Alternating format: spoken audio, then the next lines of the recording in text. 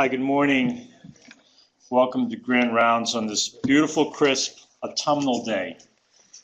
It's been such a dramatic change over the last few days, and we're really happy to have you all here with us.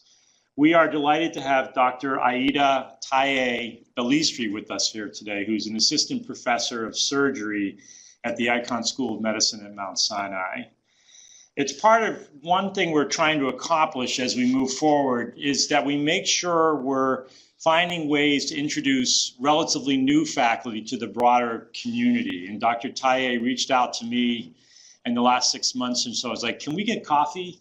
And it's just, the idea, she'd already been doing great collaboration with our colleagues in endocrinology, but just to make sure that we're populating all of our minds with the wonderful new faculty we have across our hospitals, so you're aware of their expertise and their desire to help.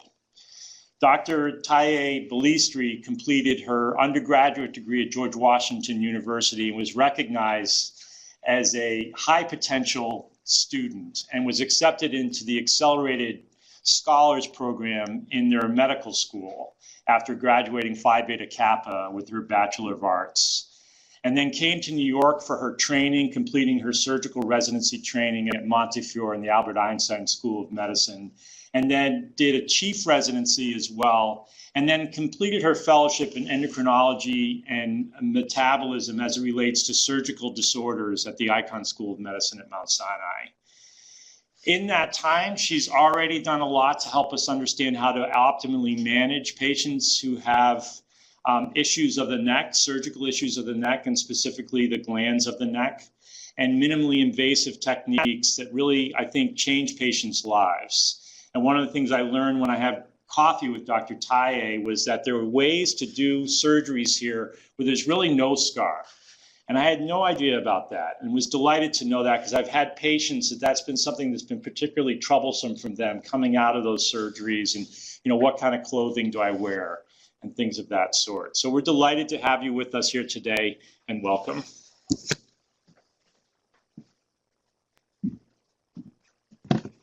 Thank you, Dr. Stewart, for the kind introduction.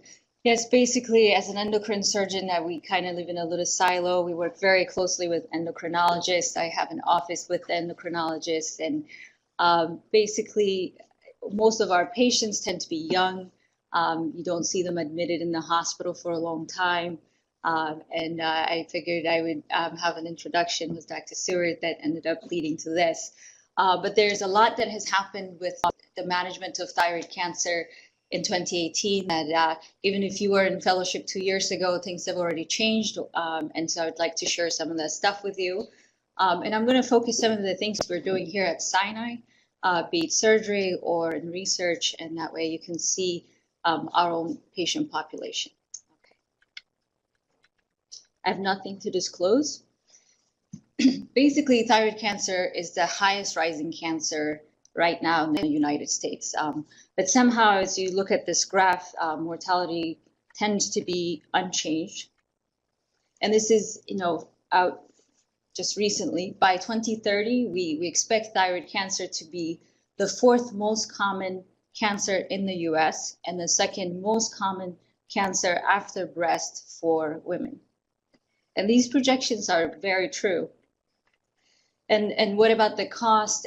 This is even an outdated number that by 2013 we were spending as much money on thyroid cancer as cervical cancer, esophageal cancer, or gastric cancer. So when you have a disease that is that has an incredibly fast incidence, you also have to adjust how you manage this disease, how you survey this disease. And so for us as surgeons, we also have to adjust to this rapid rise. So my presentation would be divided into 3 parts. The first part may be the most interesting for you guys. It's very historical. I heard you had a historical lecture last week, so you may enjoy that. It has Dr. Halstead in there as well. The second part is really talking to you guys about the American Thyroid Association management guidelines that we use, like the Bible, in terms of how we manage endocrine diseases, thyroid disease. And I will also talk about NIFTP This is a new diagnosis, a terrible name, but I'll talk about that. And lastly, I'll focus on how we've also adjusted how we operate on thyroid disease. Now we're also really getting into molecular genetics. This is a portrait of Dr. Samuel Gross at the Gross Clinic in 1875.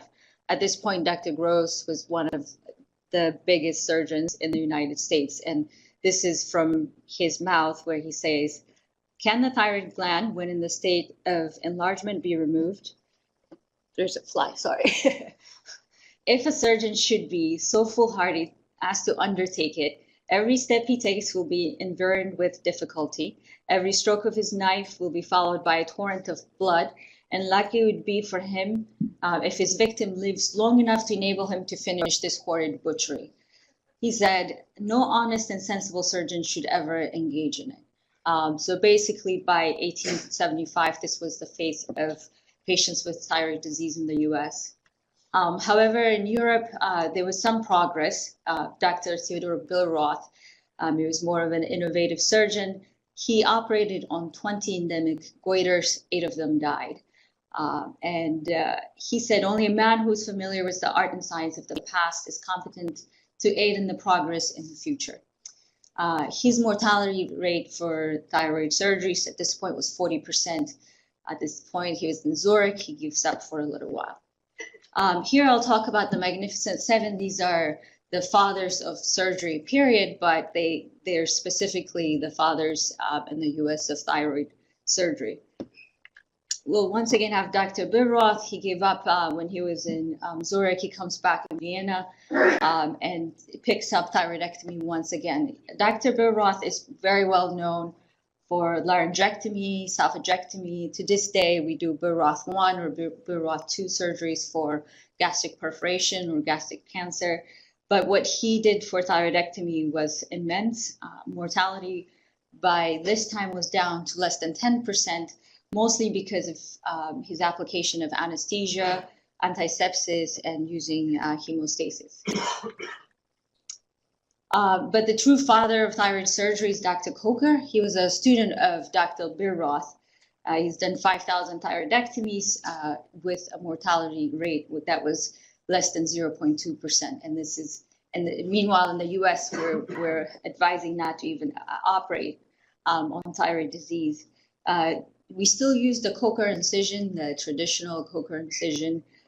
He also was keen enough to note that after taking patients' thyroids out, he saw that they were sluggish and mentally slow. Therefore, he tried as much as he can to do lobectomies. And lastly, thyrotoxicosis patients, this is way before medication was available, died without surgery. But he was able to improve the outcomes by doing a 3-stage surgery. First, he'll go in, make an incision, ligate all the vessels to the thyroid. Then he'll go back in and do a lobectomy. And finally, if needed, he'll go back in and do a completion thyroidectomy. For these reasons, he got to win the Nobel Prize first time for a surgeon.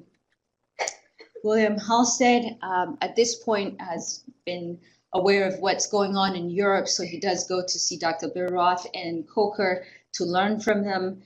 But what he noticed is Coker was a very meticulous surgeon. You know, his surgeries were very clean.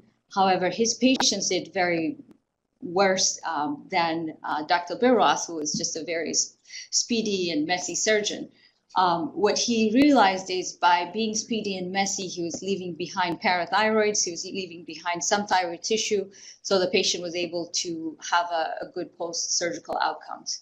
And this was a big step in thyroid surgery because as he came back to the US, he started sparing parathyroids. And with the help of his wife, who was a nurse, for the first time, surgeons were wearing gloves. He also began the antiseptic techniques, and he used hemostatic instruments, did studies with dogs, took out their thyroid and saw that they have tetany, so he practiced giving them calcium to see what happened. And so all of these things that we do today is from his contribution. I don't know if any of you have seen this TV show, The Nick.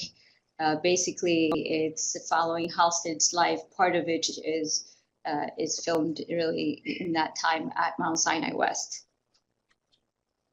Charles Mayo from Mayo Clinic picks up from where Halstead's improvement stops. He saves the choking farmer by slashing the goiter out. He's performed 278 surgeries, but what his biggest contribution was in the treatment of hyperthyroidism. Again, this is way before medications were available. Surgery was the only cure for these patients. With his medical colleague, Dr. Plummer, he gave iodine to surgery, and for the first time, he was able to bring down the mortality of patients with Graves to 1%. George Kreil, he also was very interested in patients with thyrotoxicosis. I don't know how he did 20 thyroidectomies a day. If I could do 3, that's with OR turnover time, that's amazing. But he's done 25,000 thyroidectomies with a mortality of 1%. He had an interesting way of treating patients called ANOSI association. Basically, he'll assign an anesthesiologist to an inpatient with thyrotoxicosis, and the anesthesiologist will give innocuous amount of anesthesia every day. Then one day they'll sleep them a big dose of ether, at which point Dr. Kreil will come and take out their thyroid, and then they wake up slowly, never really experiencing a thyroid storm. Dr. Leahy in Boston, his major contribution is basically what we do today. We operate on the thyroid gland by keeping the nerve in view, and that's a very big improvement in the nerve palsy rate, and mortality again was less than 0.1%. He also came up with parathyroid autotransplantation, and that's a big help. Lastly, Thomas Dunhill in London. He really treated the patients that were dying with thyrotoxicosis and heart failure. He came up with doing subtotal thyroidectomies for patients. And this was huge, and this continues to be done for many, many years. However, all the credit for treating patients with thyrotoxicosis kind of went to Dr. Coker in the 3-step surgery where you ligate the vessel, you do a lobectomy, plus or minus a completion thyroidectomy. So not much has changed since the 1980s. I mean, from the 1890s where we were doing these, we were still making Coker incisions and open surgeries. And in the last few decades, we're starting to learn from our Asian colleagues. There's a huge incidence of thyroid cancer in patients in Southeast Asia. And we've tried to learn the robotic technique or laparoscopic technique to take out the thyroid without a scar. Basically, most of the patients are female and young, and that's how they came up with trying to take out the thyroid without a scar. At first, it was pretty, I guess, useless. You were making as many incisions a little farther away from it, huge flaps there in the bottom, pretty much a facelift incision to get to the thyroid. And we've come a pretty long way from that. One of the leaders in these type of surgery is our group at Mount Sinai, and we were the first in New York to do the robotic bilateral axial breast approach. The incision will be made around the areola, and as you can see, I don't have a pointer, but around the axilla, and the point of this being is we'll do the same surgery that you would do by creating a flap. This video wouldn't work this morning, so we're going to skip it. So one of the things we learned is that the shortest way to the neck is actually through the mouth instead of going through the breast or the axilla. So this is very recent. I've been in practice for about this is my 3rd year, and we've really picked up doing this. This was not even there when I was a fellow. You can see that this patient right here is post-op, and you can see there's no scar in the neck, and we make the incisions inside the mouth, and you can see things in the mouth heal normal, and basically take out the patient's thyroid without a single scar. We do not apply this to everyone, and a lot of people get very upset about even the possibility of why don't you just open and do it. Basically, you select the patient. First of all, the only extra benefit is cosmesis. So we select differentiated thyroid cancer like papillary or follicular. They have to be small, or they would be indeterminate thyroid nodules, which I'll be talking about shortly, where you don't know if it's cancer or not, so you're doing just a lobectomy. They have to be small, and you have to really choose your patient wisely. Here, I'll just show you one of my cases. You make two 5mm incisions and a 12mm incision. Operative pictures always look really terrible, but you can see it looks like we were. I'm sure at this point you're like, why are you jamming this big thing inside the mouth? But you'll see. This video wouldn't work too, but luckily I had a little copy with me, so it's just 1 minute, and you'll see the point is to keep all the principles of open surgery the same. You have to identify the parathyroids and you have to save them, or else the patient will have hypocalcemia. You have to identify the nerve and save it, or else the patient will have nerve palsy. So all of what we do remains open.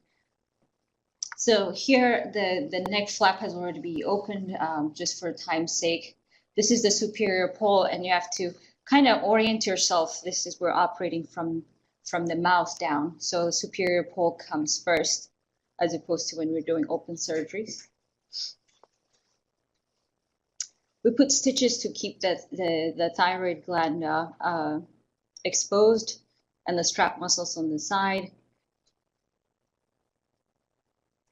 We use this hook. I'm not trying to cut that stuff, but this is actually my nerve tester. When I touch it, the nerve beeps.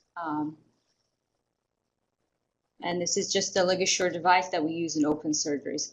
So at this point in surgery, you want to save the superior parathyroid, and you also, I think we speed it up a little bit, but I'll show some stills of it. There goes the little white strip is the nerve. We're testing it. You can see this is the vessel, here's the parathyroid, and this is the nerve. We check for the nerve once again before we take down all of these attachments. But you see that little white flash there, that's the recurrent laryngeal nerve. Once we stay clear from all of that, and this yellow thing is the inferior parathyroid, and here we're ligating the bottom part of it. And the specimen comes out through the mouth, unless that if we can't really fit it out through the mouth, then we'll make a small incision by the axilla and take it out. Again, this is not for everybody, and our patients sign IRB forms, and I'll show you outcomes. So we run cadaver labs, and people from different institutions come visit us. I think Yale was the first one to start doing this after the technique was started, and then Dr. Nabnet started doing it at Mount Sinai. I think we were second, and now Johns Hopkins does it, Stanford does it. Basically, it's picking up like wildfire. So you saw this first, but really, eventually, it won't be a shock that we're going to take out thyroids through the mouth. So again, the principal benefit is really cosmesis and patient confidentiality. But we're still working on making safety and oncologic outcomes better. So in general, thyroidectomy has become a safe procedure. I went back to show you 40% mortality or inoperable, and now in the US, the patient goes home the same day, which is why you probably won't see my patients much. The only patients that we keep here are well-selected ASA3 patients that have other comorbidities. As far as if you're just curious about the scarlet surgery, the 69 robotic, 51 transoral, by now these numbers have changed, but it's mostly female young patients that are 40 years old. Mostly all these cases are ambulatory. There was one complication with recurrent laryngeal nerve injury, one wound infection, but no hematoma, no permanent hypothyroidism, no ER visit, no readmission or mortality from it. I actually do studies on our collaborative endocrine surgery quality improvement program called SESQUIP. This was data that we recently, last year presented nationally. Basically from the 7,000 295 thyroidectomies that we do, only 3.3% came back to the ED. This is not just our data, it's from all the big centers in the US where there are endocrine surgery practices or some ENTs. Basically, the patients coming back mostly were for minor reasons, really not very related to the thyroidectomy. Maybe they came back for rash or UTI. It's a huge list, but the number one reason for thyroid-related reason that they came back is hypocalcemia. As you can see, the rest of the complication doesn't even come up to 1%. For hospital readmission, again, this is a big problem with the healthcare system. So looking at why our patients came back, really a small percentage came back. Again, there's a little bias because these are high volume centers, but nationally, I don't think it's that much different. It's just the average is about 3% for readmission, but in this database, it's at least 1.7%. Again, minor complications were the other reason. So now I'll shift gears, talk about the ATA guidelines. You may have seen the new changed ATA guidelines if you work with thyroid disease. Most of the endocrinologists follow this like the Bible, like we do. Basically, in 2015, the guidelines from 2019 were dramatically changed. It had about 1,000 citations. As we know, the most common thyroid cancer is papillary, which is 80%, and follicular follicular is the next common, which could be up to 15%, but medullary and anaplastic are very rare. So the most altered recommendation was when we do a lobectomy and when we do a total thyroidectomy, and a risk assessment of lymph node metastases, nodule risk stratification. This is just all nodules coming to you, and lastly, who gets radioactive iodine. In the past, 1 centimeter nodule used to be the recommendation for a total thyroidectomy. So if you have that, you're going to have a 1 centimeter papillary or follicular thyroid cancer. The recommendation was a total thyroidectomy. And now, we're adopting this very cautiously. I don't think all of us have embraced this, but we're saying we can wait up to 4 centimeters before we take out the whole thyroid. Of course, if there's no invasion and there's no clinically positive lymph node. So why did we say take out the whole thyroid for a 1 centimeter lesion? It was basically based on one study from Dr. Billimore et al. And it's from the National Cancer Database that had 52,000 patients. 17% in that group was lobectomies. And from that group, they saw that patients had higher recurrence and death in tumors greater than 1 centimeter, with a survival benefit of 2% over time. This is a good study because you can't do randomized controlled trials when you have patients living 20 years after cancer. So the best studies that we have are really, retrospective. However, the study was extremely flawed because 20% of patients who had lobectomy ended up receiving radioiodine, something we don't do. 2/3 of the data was missing radioiodine information. And then, of course, thyroid cancer management is we give patients a high level of levothyroxine so their cancer doesn't come back, which is TSH suppression. There's no mention of or study of the nodal status. And also, they don't really go into the histology of what type of cancer it was. So basically, we've been blindly following this recommendation because we didn't have better studies. The 2015 guidelines, this probably would, for residents will be in your exams. Things have changed in what we recommend for how aggressive we should be with thyroid cancer now.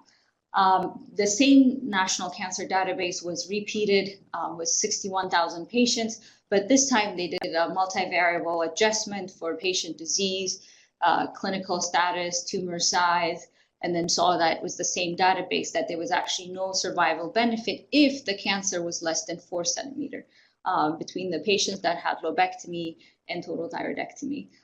That data was replicated a few times with the SEER database. And so the idea is if you have someone with a small thyroid cancer, and by small we're saying less than 4 centimeters, and you take out their lobe, their survival is going to be the same. How did we adjust? Really, the 2015 guidelines came when I was in fellowship, and we were still doing total thyroidectomies for 1 centimeter tumors. But I think over time we're discussing this data with patients, and as applicable, if they don't have lymphovascular invasion, and they are patients who are reliable. This is not for all the patients who are not educated and won't follow up with you. But if you have a patient who really would understand this, then we can negotiate maybe even doing lobectomy for 2.5 centimeters. I personally won't push the envelope that much with just doing a lobe for a 4 centimeter cancer, but I will share this information with the patients. So lymph nodes are a big deal in thyroid disease. In the past, if you had this one tiny lymph node outside of the area of the thyroid, we used to call those patients intermediate risk. Now we're saying you can have up to 5 lymph nodes outside that are positive, as long as they have micromets that are not bigger than 0.2 centimeters, and we call those patients low risk. This is because lots of studies have been done. If a patient on physical exam did not have a positive lymph node, or a positive lymph node on ultrasound or CT scan, or when you operate, you didn't see a big lymph node, that is a clinically M0 patient. For that type of patient, the risk of recurrence in the neck is really 2%. For patients that even have small micromets and less than 5 lymph nodes, also tend to do good with a less than 5% chance of recurrence. However, when the lymph node number increases more than 5, then recurrence goes to 20%. So there are various studies that were done that confirm this study, that we are now reclassifying patients with micromets to the lymph nodes as low risk. Next, basically anyone with a thyroid nodule had a needle in their neck. And basically anybody by the age 60 or 70, by the age 70, 60% of people, if you on autopsy, have thyroid nodules. So you can imagine how many biopsies we would have to do on people and do unnecessary aggressive surgeries. Therefore, I truly follow this risk stratification on who gets to be biopsied. If you do an ultrasound and it looks like a black little cyst like that, that is less than 1% chance it could be cancer, we can observe them. If it's a spongiform lesion like that, well circumscribed, we can wait up until 2 centimeters before we biopsy them. If it's a hyperechoic solid nodule, really a little more than 1 centimeter, it's reasonable to biopsy. Anything that has suspicious features like microcalcification, bad borders, hypoechoic, these deserve biopsy. So instead of just sticking needles in everybody, we now are kind of responsible for choosing the patients well before putting them into an aggressive management. So what changed from 2009 to 2015 is really biopsy recommendation have switched to risk assessment. Of course, size does matter, but you can really follow a 3 centimeter cyst okay. So this recommendation guideline is a huge book, and you can see it can be tedious to try to go through all of it. But mostly what changed is that only high-risk patients receive radioiodine now. Back in the days, you had your thyroid removed, you got your radioiodine pill. And we've slowly backed away from treating patients with radioiodine, unless you're high risk, meaning more than 5 lymph nodes. Just a little zoom in on all this fine text, you'll see, unless you have lymph node that's positive in the lateral neck, you have gross extrathyroidal invasion or distant mets, we try to not give you radioiodine. Lastly, a quick word on the staging of thyroid cancer. This is really a little ridiculous. I think we're realizing that we're using age as a staging for cancer. This is the only cancer that uses age. And basically, if you're 46, you're a different stage cancer than if you're 45 with the same disease. And this is something that would probably take another full lecture to go through, but I just want to point it out that there are studies that are coming out trying to challenge this, at least to move the age limit to age 55. Here I'll quickly talk about something called NIFTP. This also came out not too long ago, but it was a big deal when it came out. It was all in the medical literature, but also even the New York Times, there was this article that came out on April 14, and it said, you know, the thyroid cancer your doctor told you is thyroid cancer is not thyroid cancer, basically. So instead of calling a common thyroid cancer, which is encapsulated follicular variant of papillary thyroid cancer, the pathologists got together and have renamed it non-invasive follicular thyroid neoplasm with papillary-like nuclear features. Basically, no one can really say this without losing breath, so they call it NIFTP. And the important thing about NIFTP is now the word carcinoma is not there. So how would this diagnosis change to NIFTP change management?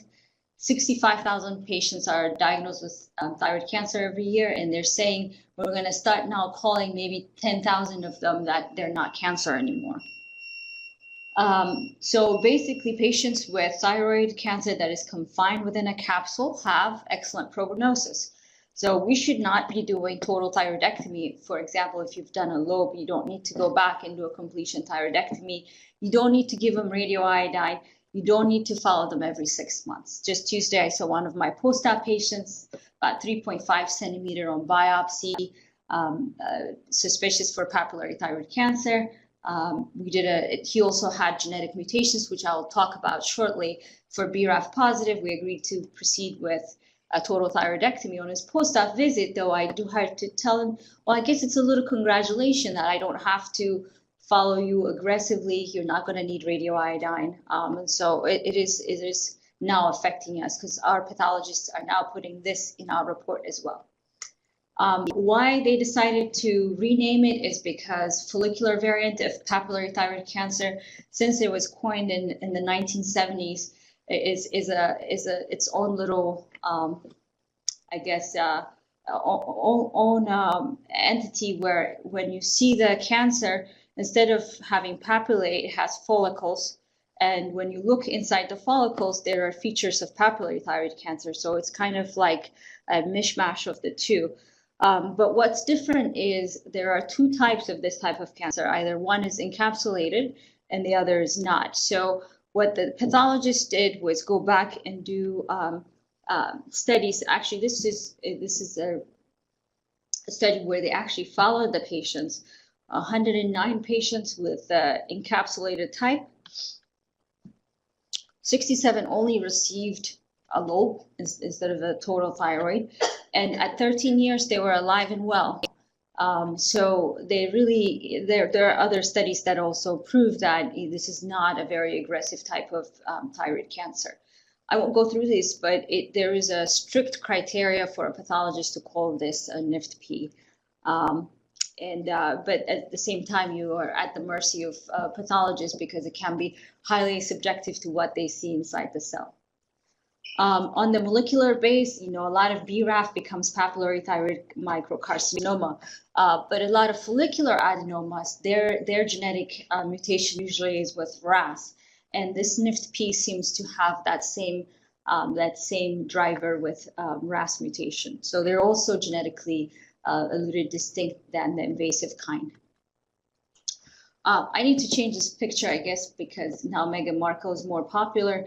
But if you can just imagine someone who has a 3 centimeters lesion of encapsulated follicular variant papillary thyroid cancer, you would see that if that was the old diagnosis, she would need a completion thyroidectomy.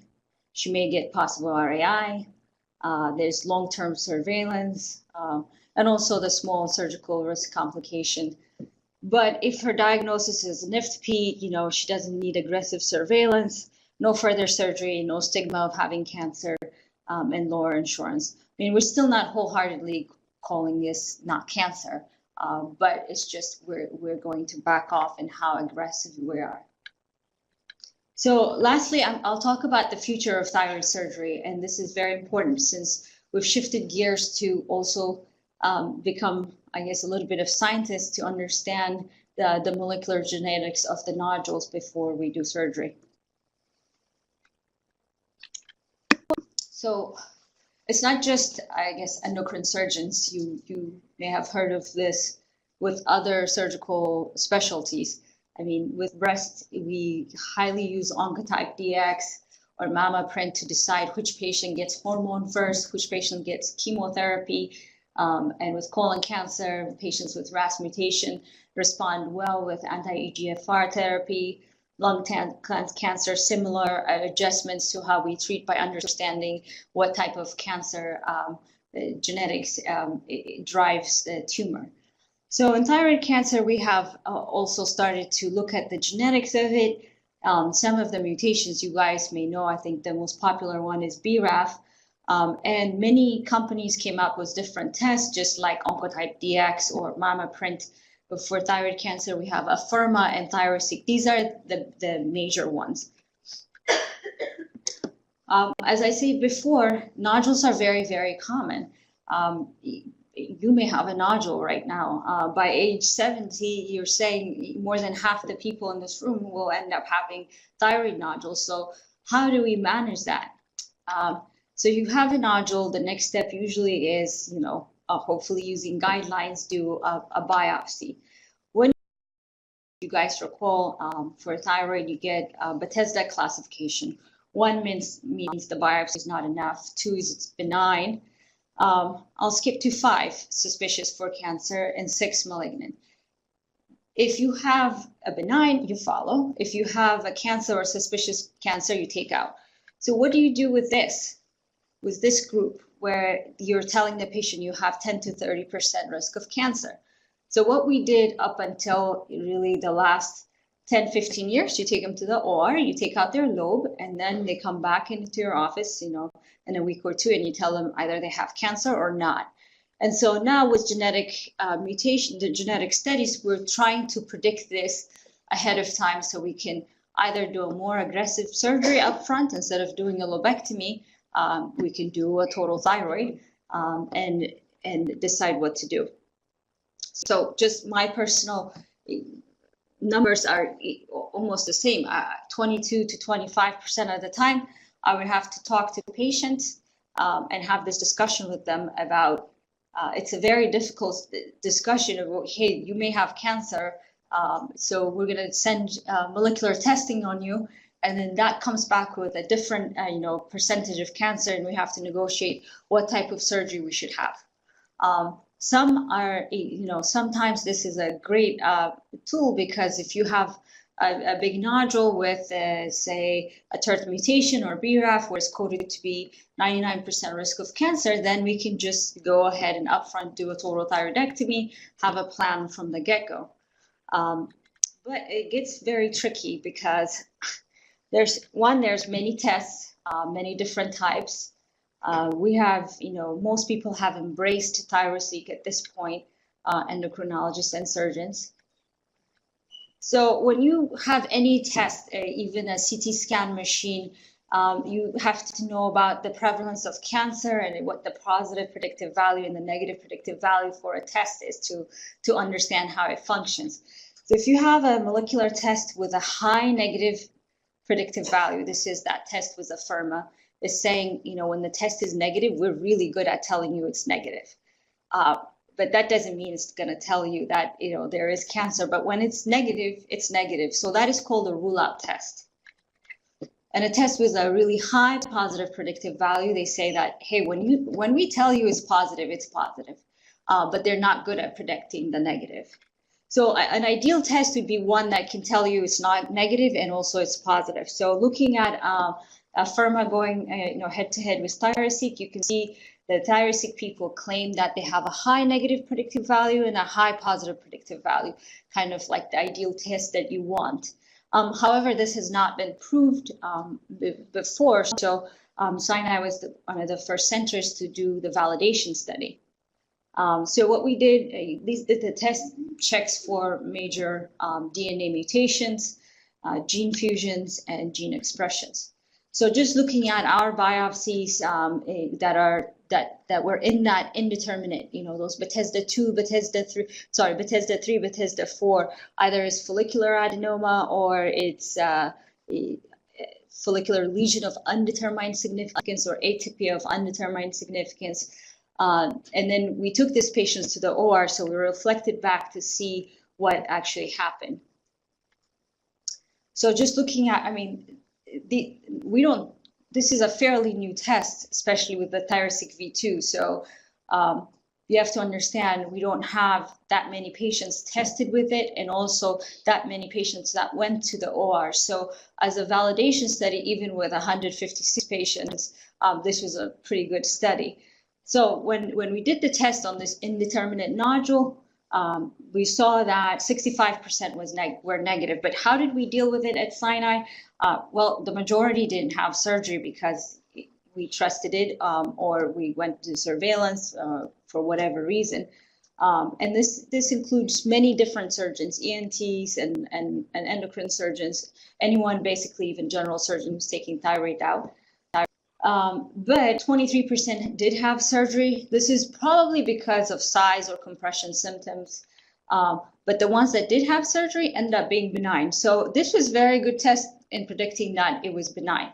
But what we did see at Sinai is when they told, so this is functioning almost as that other test where Afirma, where we're saying when it's benign, it's benign. But when we look at the thyroid positive patients, 27% did not have surgery. Maybe they went to another institution. Maybe they elected to just live with their risk.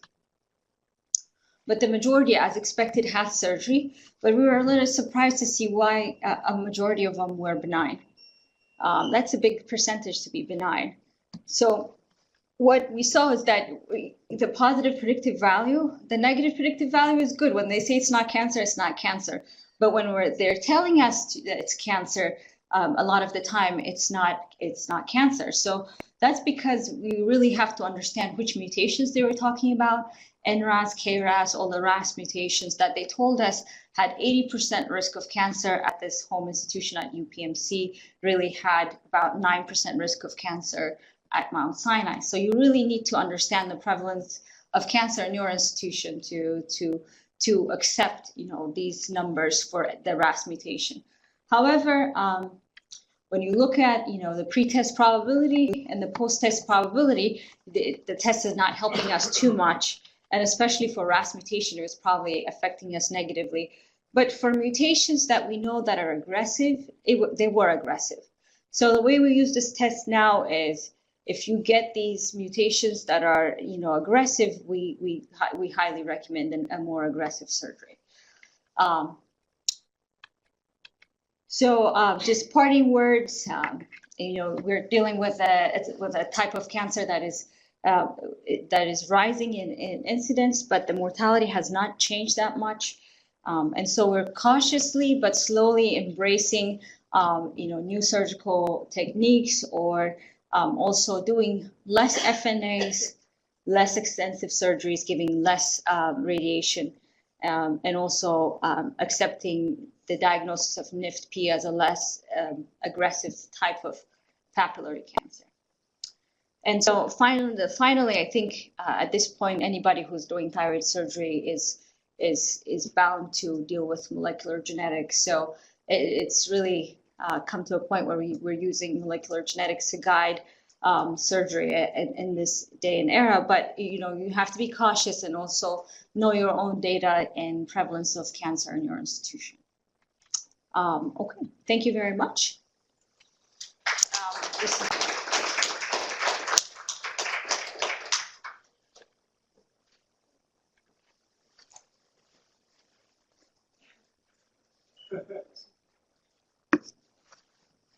The St. Luke site.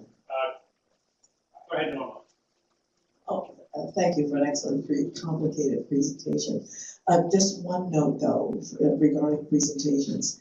If you give your data to the AV people ahead of the talk, they can then make sure the videos work.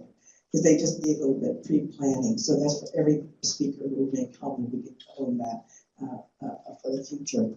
But my question is the prevalence of this disease in basically middle-aged women, probably anybody younger than I'm young. So is there a female hormone component to it?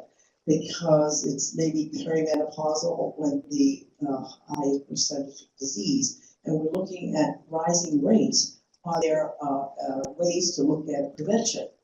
Then the other is increasing radiation in the atmosphere through more stewardesses who have higher exposure to ambient radiation flying airplanes subsequently have an increased risk. Whenever you have a big population of patients with the same disease, then you get to do better studies. I mean, if for surgery, for example, if you Google appendectomy, there's a million studies out there because of the prevalence.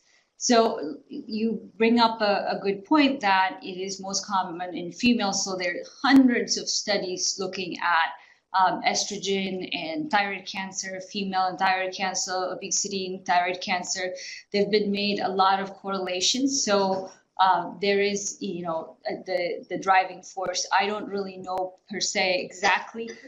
Look, when I was in training at Montefiore, we did do a small study where, yes, the patients that were obese and female had the more cancer. So I don't know what they can do in terms of prevention. I also have a family member with thyroid cancer that's only 2 years older than me. So I don't really we're not understanding that. To just prove you this point, there was I don't know how many of you know about fire retardants in your mattress. A group from Duke had studied this where the fire retardant in your mattress caused higher rate of thyroid cancer. So basically you can correlate it to a lot of things, but it is true that we're now exposed to a lot of toxins and radiation. As far as radiation go, I don't know about a flight attendant study that can prove that, but maybe I'll look into it. Sorry, I don't have an answer for that.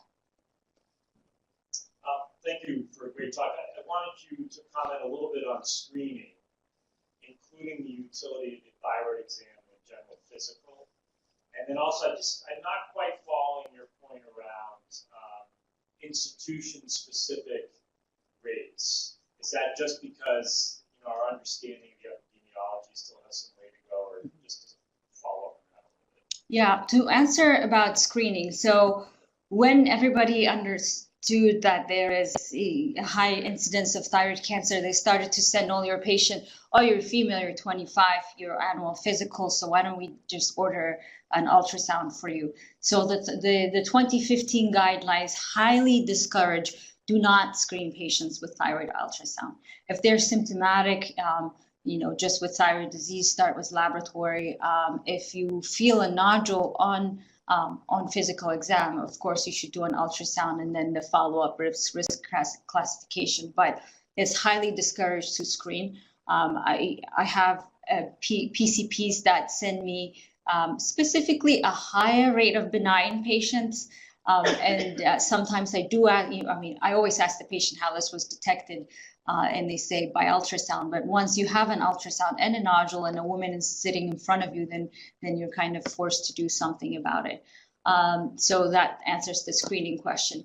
So cancer prevalence is very important because, for example, for the FIRMA test, one of my colleagues had done a collaboration with Sloan Kettering to study how the test worked in their campus versus Mount Sinai.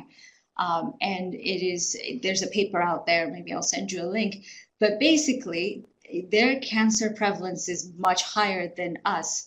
It's a cancer center, so they get a lot of cancer patients. So when they do this test, they're going to get a lot more cancer. I think another example would be, say, if you take a mammogram and install it in a little African community and you scan all the patients, you may be surprised to say, hey, is this mammogram not working anymore? All of a sudden, the sensitivity is going to and specificity is going to drop because you're not going to screen that many patients that have breast cancer. So it is a little tough to understand what prevalence would mean, but when we study statistics, a positive predictive value and negative predictive value really depend on that prevalence. So yes, MSK has more cancer patients there, and so when they do get a RAS positive lesion, it may be the RAS positive that is cancer. At Mount Sinai, here when we do get a RAS mutation, only 9% of our patients had cancer. So when you use a test, you always have to understand what these positive and negative predictive values are in context to your own campus. This is the tougher concept of using molecular genetics that is hard for us to manage and also explain to patients. Thank you very much. Thank you very much.